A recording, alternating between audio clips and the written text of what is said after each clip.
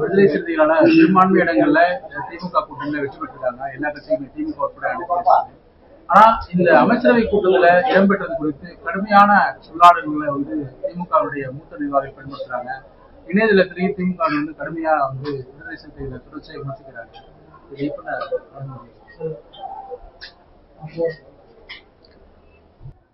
இதுபோன்ற விமர்சனங்களுக்கு நான் பதில் சொல்ல விரும்பவில்லை. திராவிட முன்னேற்ற கழக தலைவர் மு.க. ஸ்டாலின் அவர்கள் மீதும் கட்சியின் முன்னணி பொறுப்பாளர்கள் மீதும் எனக்கு மிகுந்த மதிப்பு உண்டு.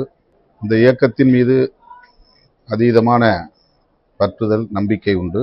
விடுதலை சிறுத்தைகளும் திராவிட முன்னேற்ற கழகமும் எந்த அளவுக்கு கொள்கை புரிதலோடு கைகோர்த்து களமாடி இருக்கிறோம் என்பதை நாடு அறியும்.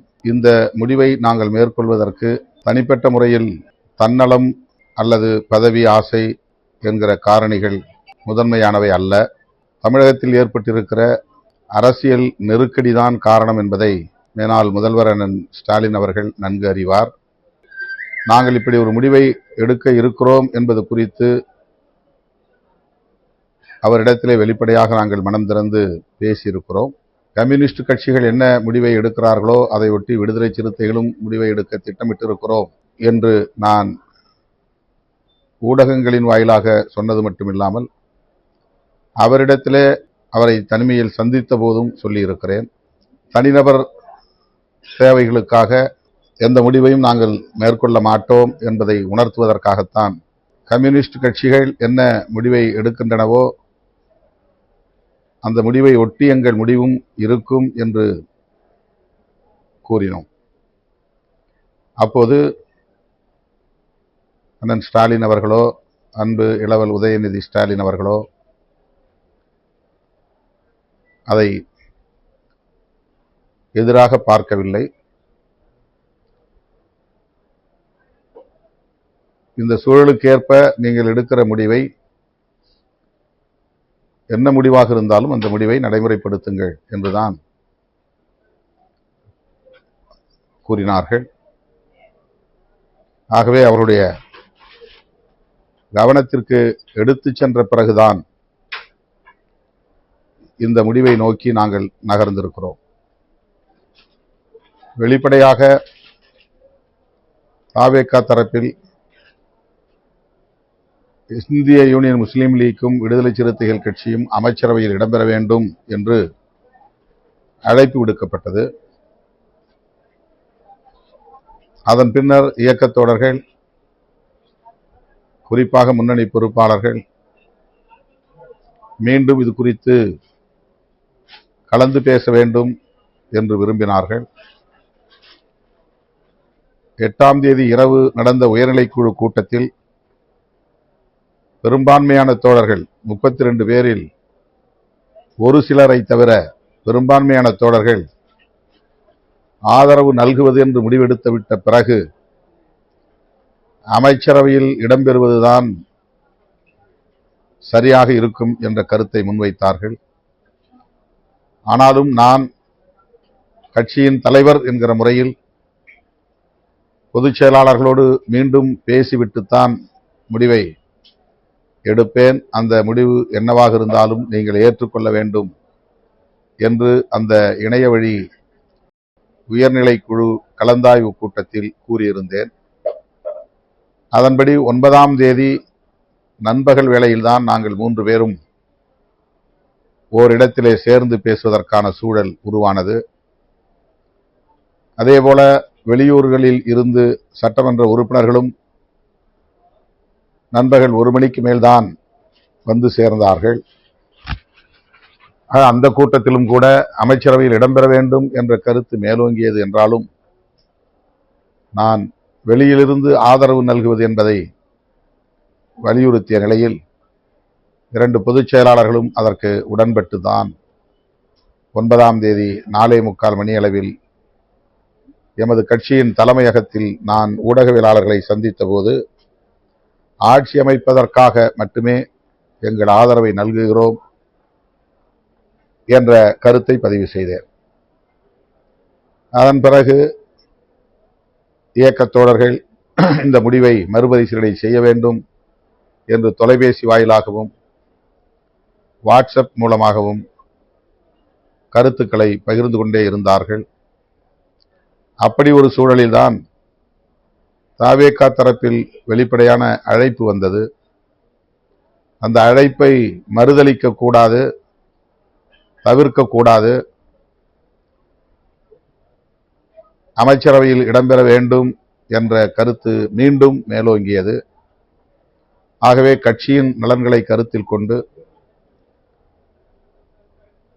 நானும் அந்த நிலைப்பாட்டுக்கு இணங்கும் சூழல் உருவானது. அப்போது நானே அமைச்சரவையில் இடம்பெற வேண்டும் என்கிற கருத்து மேலோங்கியது. அதற்கு நான் இணங்கவில்லை. கட்சி அமைச்சரவையில் இடம்பெற வேண்டும் என்ற நிலைப்பாட்டை எடுப்பது உறுதிப்படுத்தப்பட்ட நிலையில் தேர்ந்தெடுக்கப்பட்ட சட்டமன்ற உறுப்பினர்களுள் 30 ஆண்டுகளுக்கு மேலாக என்னோடு பயணித்து வருகிற, இயக்க பணிகளில் தீவிரமாக முனைப்பாக பணியாற்றிக் கொண்டிருக்கிற, கட்சியின் மூத்த பொறுப்பாளராக, துணை பொதுச் செயலாளராக பணியாற்றிக் கொண்டிருக்கிற வன்னியரசு அவர்களை பரிந்துரைப்பதுதான் சரி என்று நான் முடிவு செய்தேன். இயக்கத் தோழர்களின் ஒப்புதலை பெற்றேன். அதன் அடிப்படையில் நாங்கள் இணைந்திருக்கிறோம். இதில் மேற்கொண்டு கருத்து சொல்வதற்கு எதுவும் இல்லை. அமைச்சரவையில நீங்க பங்கேற்றிருக்கிறதுனால ஏற்கனவே திமுக அவர்கள் இருந்த கூட்டணிக்கான நிலைப்பாடு இப்போ என்னவா கூட்டணி தேர்தல் நேரங்களில் தான் நாம் தேர்தல் தொடர்பான கூட்டணி தொடர்பான முடிவுகளை எடுப்பது வழக்கம். யாரோடு சேர்ந்து பணியாற்றினாலும் களமாடினாலும் தேர்தல் தொடர்பாக தேர்தல் நேரத்தில் தான் முடிவெடுப்போம். கடந்த காலங்களில் நாங்கள் தொடர்ந்து திராவிட முன்னேற்றக் கழகத்தின் தலைமையிலான மதசார்பற்ற முற்போக்கு கூட்டணியில் இடம்பெற்றோம். அது நீடிக்க வேண்டும், அது வலுப்பெற வேண்டும் என்பதற்காக தேர்தலுக்கு முந்தைய காலத்தில் என்னாலான அனைத்து முயற்சிகளையும் மேற்கொண்டேன், பங்களிப்பையும் செய்தேன். என்னை ஒரு துருப்புச் சீட்டாக பயன்படுத்தி திராவிட முன்னேற்றக் கழகத்தின் தலைமையிலான மதசார்பற்ற முற்போக்கு கூட்டணியை சிதறடிப்பதற்கு பல முனைகளில் இருந்தும் பல தரப்பினர் பல்வேறு முயற்சிகளை, பகீரத முயற்சிகளை மேற்கொண்டார்கள். அதற்கு கிஞ்சித்தும் இணங்காமல் நான் உறுதியாக நின்று திராவிட முன்னேற்றக் கழகத்தின் தலைமையிலான மதசார்பற்ற முற்போக்கு கூட்டணியை பலவீனப்படுத்த ஒருபோதும் நான் இடம் தர மாட்டேன் என்பதை நடைமுறைப்படுத்தி காட்டினேன். இதில் யாரும் மாற்று கருத்து சொல்ல முடியாது, எதிர்கருத்தை சொல்ல முடியாது. அந்த அளவுக்கு தேர்தலுக்கு முன்பு ஒரு 2 ஆண்டு காலம் என்று சொன்னால் மிகையாகாது, 2 ஆண்டுகளாக தொடர்ந்து என்னை குறிவைத்து சமூக ஊடகங்களில் விவாதித்தார்கள்.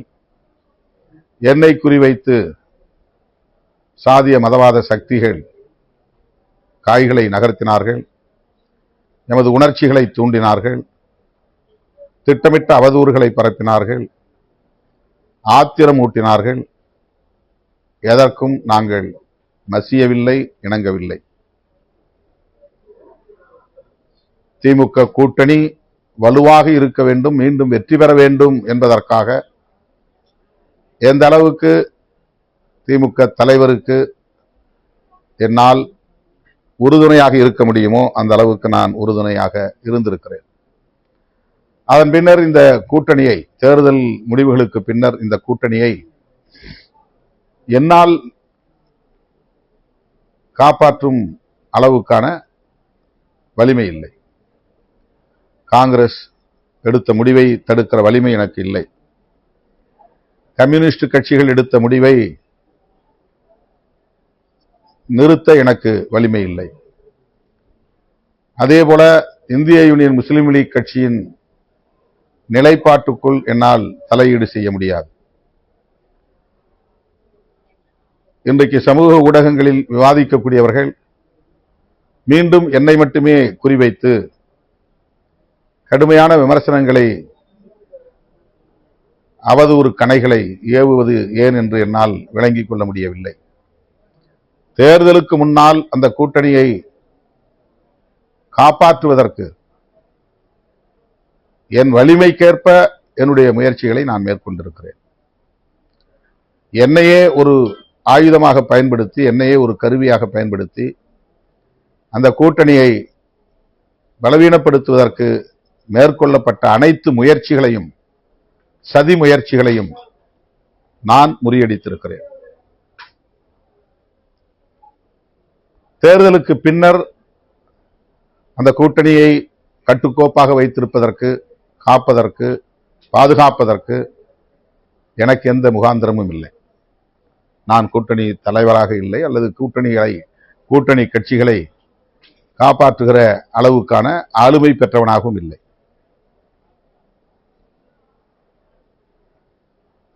தேர்தல் முடிவுகள் வந்த கையோடு காங்கிரஸ் எடுத்த முடிவு, அதனை ஒட்டி அடுத்து நிகழ்ந்த அரசியல் காட்சிகள், இவையெல்லாம் நேர்மையாக சிந்திக்கக்கூடிய அனைவருக்கும் என்ன என்பது தெரியும். நாங்கள் அவசரப்பட்டு விடவில்லை, அவசரப்படுத்தினார்கள். நாங்கள் உணர்ச்சி வயப்பட்டு விடவில்லை, உணர்ச்சியை தூண்டினார்கள். எங்கள் கட்சிக்கு ஒரு வரைமுறை இருக்கிறது. அந்த வரைமுறைகளின்படி, விதிமுறைகளின்படி இடதுசாரிகள் எடுத்த முடிவை முன்வைத்து 2.5 மணி நேரத்திற்கு மேலாக உயர்நிலைக் குழுவில் விவாதித்து, அந்த முடிவை கூட்டணியின் தலைவர் அண்ணன் ஸ்டாலின் அவர்களிடத்திலே விளக்கி சொல்லி அதன் பிறகுதான் அறிவிப்பது என்று நாங்கள் முடிவெடுத்தோம். நாங்கள் இன்னொரு கூட்டணியில் இல்லை, அல்லது தாவேகா கூட்டணியில் இல்லை. ஆதரவு நல்குவதாக இருந்தாலும் அல்லது முடியாது என்பதாக இருந்தாலும் அது எங்களுக்கான சுதந்திரம், எங்களுக்கான உரிமை, எங்களுக்கான அதிகாரம் அது. ஆனால் பலரும் வெளியில் இருந்து இவர் ஏன் தாமதப்படுத்துகிறார், தாமதத்திற்கு இதுதான் காரணமா என்றெல்லாம் ஆளாளுக்கு அவரவர் யூகங்களின் அடிப்படையில் மனம் போன போக்கில் எங்களுக்கு எதிரான அவதூறுகளை பரப்பினார்கள். அதேபோல இன்றைக்கும் எங்களுக்கு எதிரான அவதூறுகளை பரப்புகிறார்கள். இந்த விமர்சனங்களுக்கு என்னால் இந்த சூழலில் பதில் சொல்ல இயலாது. எங்கள் நேர்மையையோ எங்கள் அரசியல் தூய்மையையோ களங்கப்படுத்த யாருக்கும் உரிமை இல்லை. ஒரு கட்சியை உருவாக்கி அந்த கட்சியை கட்டுக்கோப்பாக பல 10 ஆண்டுகள் வெற்றிகரமாக வழிநடத்துவது என்பது அவ்வளவு இலகுவான ஒரு காரியம் இல்லை.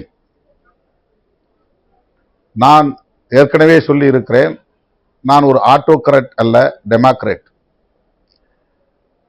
எங்களுடைய தோழர்களுக்கு எந்த அளவுக்கு அரசியல் புரிதல் இருக்கிறது என்பது வேறு விவகாரம், ஆளுமை திறன் இருக்கிறது என்பது வேறு விவகாரம். ஆனால் அவர்களை நான் உடன் வைத்துக் கொண்டு அவர்களோடு அவர்கள் புரிந்து கொள்ளுகிற வரையில் விவாதித்து, அவர்கள் உடன்படுகிற வரையில் விவாதித்து, அதன் பிறகுதான் எந்த முடிவையும் நான் எடுத்திருக்கிறேன். இப்போதும் அப்படித்தான் எடுத்திருக்கிறேன். எனக்குரிய கால அவகாசத்தை நான் எடுத்துக்கொண்டேன். 2 நாட்கள் 3 நாட்கள் என்றெல்லாம் சொல்லுகிறார்கள். 8ஆம் தேதி 4 மணிக்கு இடதுசாரி கட்சிகள் அறிவிப்பு செய்தார்கள். 9ஆம் தேதி 2 மணிக்கே நான் தாவேகா தரப்பினருக்கு தகவல் கொடுத்தேன், வந்து கடிதம் பெற்றுக்கொள்ள செய்தேன். 3:30 மணிக்கு கடிதத்தை பெற்றுக்கொண்டார்கள்.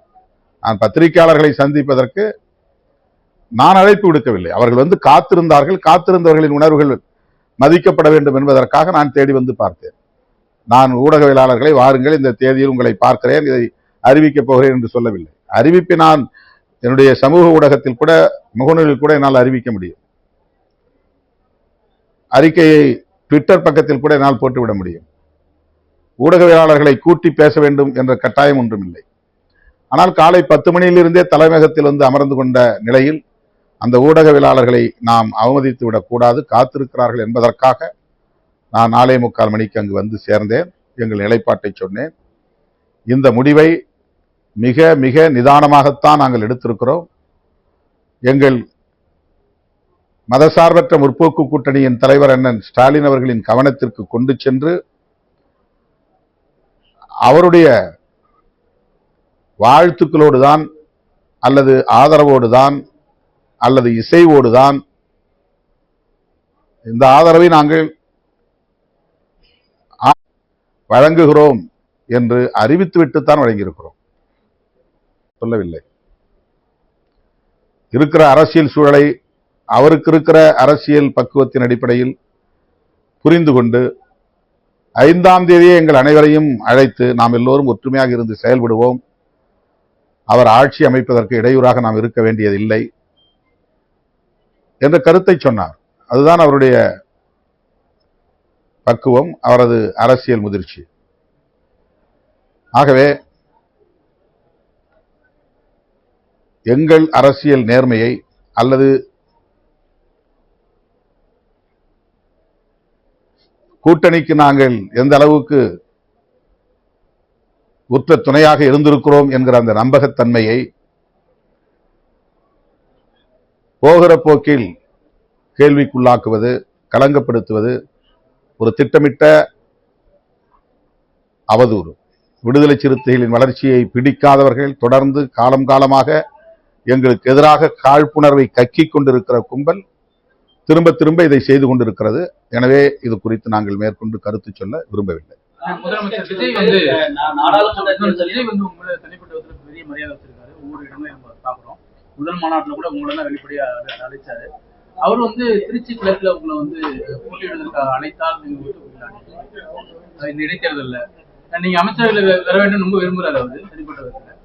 ஒருவேளை திருச்சி கிழக்குல இடைத்தேர்தல்ல உங்களை போட்டியிட அழைத்தால் உங்களோட விருப்பம் என்ன?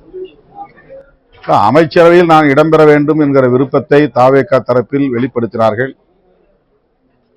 நான் அதில் உடன்பாடு இல்லை என்பதை தொடக்கத்திலேயே சொல்லிவிட்டேன். இப்போதும் அந்த நிலைப்பாட்டில் தான் நான் இருக்கிறேன். அது ஏன் யூகமான கேள்வி? எல்லாமே யூகமான கேள்வியை கேட்டு யூகமா பதில் சொல்லி அதை நீங்க வந்து திசை திருப்பி திரிபுவாதம் செய்து அவதூறு பரப்புவதுதான் வழக்கமா இருந்து கொண்டிருக்கிறது. யூகமான கேள்விகளுக்கு இங்கு இடமில்லை. காங்கிரஸ் வந்து நாடாளுமன்ற தேர்தல், அடுத்து உள்ளாட்சி தேர்தல் எல்லாத்துலயுமே வந்து தாவேகாவுடன் கூட்டணி அப்படின்றத வந்து உறுதிப்படுத்தி அவங்க அந்த முடிவை எடுத்துட்டாங்க. நாங்க அப்படி இந்த முடிவு நாங்க எடுத்தது, இடதுசாரிகள் எப்படி வெளியிலிருந்து ஆதரவு தெரிவிக்கிறார்களோ அதை போல்தான் நாங்களும் ஆதரவு தெரிவிப்பது என்ற முடிவை எடுத்தோம். ஆனாலும் அரசியல் சூழலுக்கு ஏற்ப இந்த முடிவையும் நாங்கள் எடுக்கும் நிலைக்கு ஆளாகி இருக்கிறோம். அவ்வளவுதான். அடுத்த வர உள்ளாட்சி தேர்தல் எதையுமே நான் உங்கள்கிட்ட பேசல. வாய்ப்பு இருக்காங்க. அப்புறம் திரும்ப ஒரு யூகமான கேள்வி எதுக்கு? அது தேர்தல் வரட்டும், தேர்தல் நேரத்தில் பேசலாம்.